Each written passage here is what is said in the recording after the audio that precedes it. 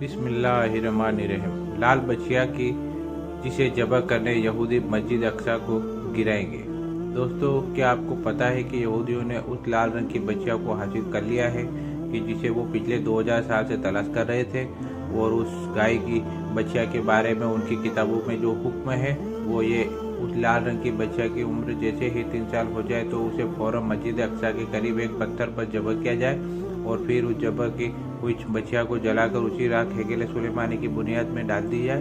तभी यहूदी अपने मकसद में कामयाब हो सकते हैं। दोस्तों, जैसा कि पिछली कुछ वीडियो में मैं आपको बता चुका हूं कि यहूदी मस्जिद अक्सा को गिराने की प्लानिंग पूरी कर चुके हैं, क्योंकि मस्जिद अक्सा ही को गिराकर वो वहां पर अपना थर्ड टेम्पल मतलब हेकेल सुलेमानी बनाएंगे। और उनका मानना है कि जिस दिन भी हमारा थर्ड टेम्पल बनकर तैयार हो गया, हमने उसकी बुनियाद में लाल रंग की बछिया ज़बह करके उसकी राख डाल दी, तो उसी दिन हमारा असली मसीहा दज्जाल आ जाएगा और फिर हम सारी दुनिया पर राज करेंगे।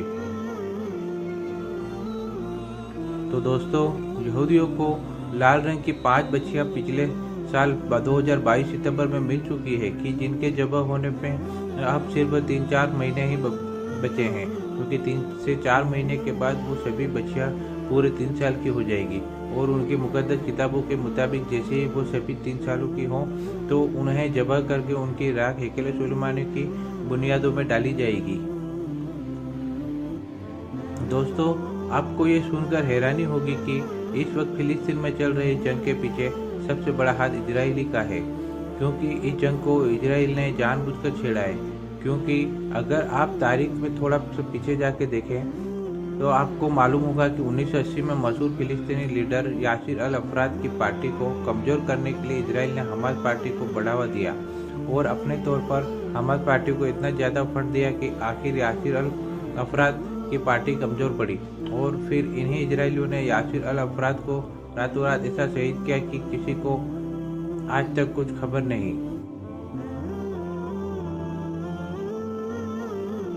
और गुजरे कुछ दिनों में हमास ने इजराइल पर ज़बरदस्त हमला किया, तो इसे भी इजराइल ही की एक बड़ी साजिश थी। क्योंकि दोस्तों, आपको पता होगा कि दुनिया की सभी खुफिया एजेंसियों में सबसे ज़्यादा ताकतवर एजेंसी अगर किसी को माना जाता है तो वो इजराइल की खुफिया एजेंसी मोसाद है। ये खुफिया एजेंसी ऐसी है कि अपना देश तो छोड़ो, वो पूरी दुनिया पर हर वक्त नज़र रखती है कि आखिर इस वक्त दुनिया के किस देश के किस शहर में क्या हालात चल रहे हैं। कुछ रिसर्च के मुताबिक 7 अक्टूबर को मोसाद ने खुद ही हमास को मौका दिया था कि वो इजराइल पर आकर हमला करे, ताकि इजराइल को मौका मिल सके कि वो मासूम फिलिस्तीनियों का खून बहाकर पूरे फिलिस्तीन को अपने कब्जे में कर ले और फिर मस्जिद अक्सा को शहीद करके वहाँ अपना हेकेल सुलेमानी बनाए और अपनी तलाश की हुई लाल बच्चियों को ज़बह कर अपने मसीहा दज्जाल को इस दुनिया में लाने का रास्ता आसान करे। दोस्तों, ये सब सुनने में आपको ये बड़ा अजीब लग रहा होगा, लेकिन अगर आप थोड़ी सी रिसर्च करें और यहूदी मजहब की मुकद्दस किताबों को जाकर पढ़ें तो आपको यकीन हो जाए कि आखिर इस वक्त इजरायली यहूदी फिलिस्तीन के अंदर ऐसे हालात क्यों बना रहे हैं, इसके पीछे उनका क्या टारगेट है। और आखिर अमेरिका जो कि ईसाई धर्म को फॉलो करता है, वो इस वक्त यहूदियों का कदम कदम पर साथ क्यों दे रहा है। जबकि अगर हिस्ट्री को देखा जाए तो यहूदी व ईसाई हमेशा एक दूसरे के कट्टर दुश्मन चले आए हैं। तो दोस्तों, अगर आप थोड़ी सी भी रिसर्च करेंगे तो आपको इन सभी सवाल का जवाब सिर्फ एक ही मिलेगा कि यहूदी व ईसाई एक ऐसे मसीहा का इंतजार कर रहे हैं कि जिसकी मानकर वो सारी दुनिया पर राज करेंगे। उनका मानना है कि जिस दिन भी हमने मस्जिद अक्सा को गिराकर वहाँ अपना हेकेल सुलेमानी बना लिया तो हमारा मसीह आकर सारी दुनिया पर हमारी हुकूमत कायम कर देगा।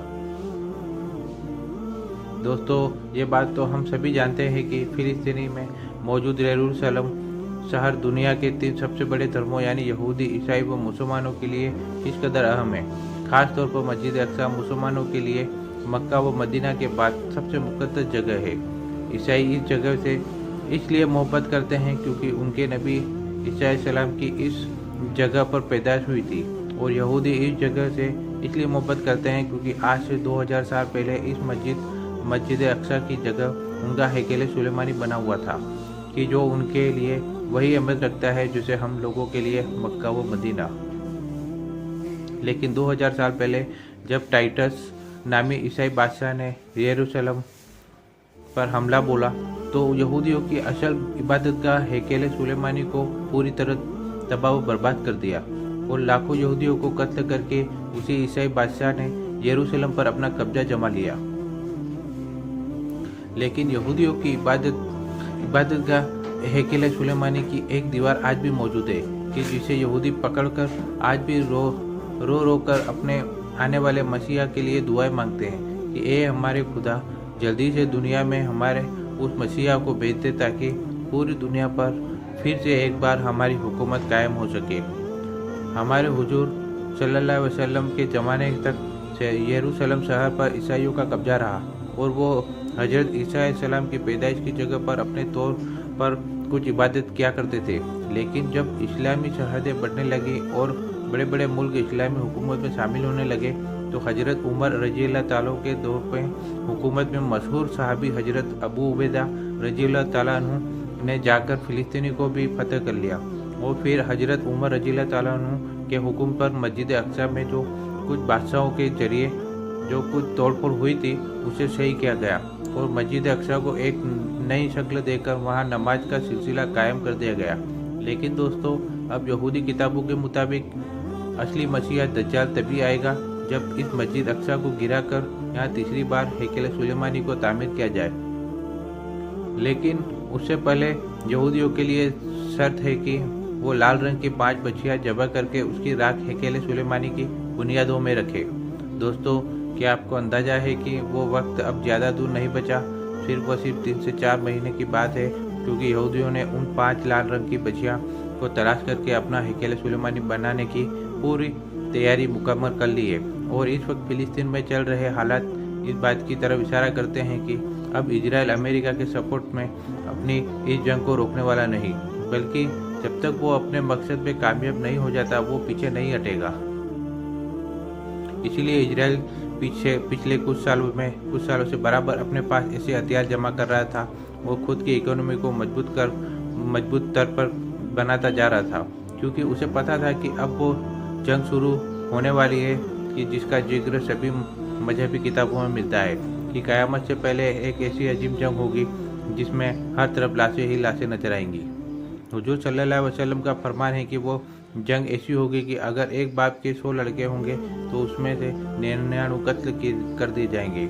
और इस जंग के बाद दज्जाल और हजरत महदी अलैहिस्सलाम व हजरत ईसा अलैहिस्सलाम आएंगे और फिर वही सब कुछ होगा कि जिसका हदीस की किताबों में जिक्र मिलता है। तो दोस्तों, अब ज़रूरत है कि मुसलमान अपने अंदर कुछ बेदारी पैदा करे। यहूदी व ईसाई तो अपने मजहब के सिलसिले में हर तरह से चौकन्ना है और उन्हें अच्छी तरह यकीन है कि हमारी किताबों में जो बातें लिखी है वो सब कुछ हो करके रहेगा, जबकि उनकी किताबों को तो पूरी तरह बदल दिया गया है। उनमें अक्सर झूठी बातें शामिल कर दी गई हैं, लेकिन हमारा कुरान तो आज तक सही सलामत महफूज है। हमारे पास हमारे नबी सल्लल्लाहु अलैहि वसल्लम की एक हदीस अपने असली हालत पर मौजूद है, लेकिन फिर भी हम गफलत की ज़िंदगी गुजार रहे हैं। हर मुसलमान को दुनिया के हालात की गई खबर ही नहीं है। यहूदी व ईसाई मुसलमानों को खत्म करके अपने मसीहा दज्जाल को लाने की पूरी प्लानिंग कर चुके हैं और हम मुसलमान हैं कि हमें नाच गानों से ही फुर्सत नहीं। बड़े अफसोस से बताना पड़ रहा है कि इस वक्त हमारे इलाकों में अक्सर मुस्लिम नौजवानों को खबर ही नहीं कि फ़िलिस्तीन में हमारे भाइयों पर कैसे जुल्म व सितम पहाड़ तोड़े जा रहे हैं, बल्कि इन हालात के वक्त क्रिकेट मैच की खबरें बड़े हुजूर पर हैं। इसलिए देखने में आता है कि नौजवानों को क्रिकेट के बारे में तो एक पल की खबर है, लेकिन फ़िलिस्तीन में होने वाले हालात की कुछ खबर नहीं। समझ नहीं आता कि आखिर मुसलमान के अंदर से ये नहुसत कब निकलेगी और कब वो अपनी ज़िंदगी के मकसद को समझेंगे। अल्लाह ताला हम सभी मुसलमानों को पढ़ने व समझने की तौफीक अता फरमाए और यहूद व ईसाइयों और दज्जाल के फितनों से महफूज रखे। Thank for watching my video आपको अच्छी लगी हो, चैनल को सब्सक्राइब, लाइक और शेयर जरूर करें। अल्लाह हाफिज़।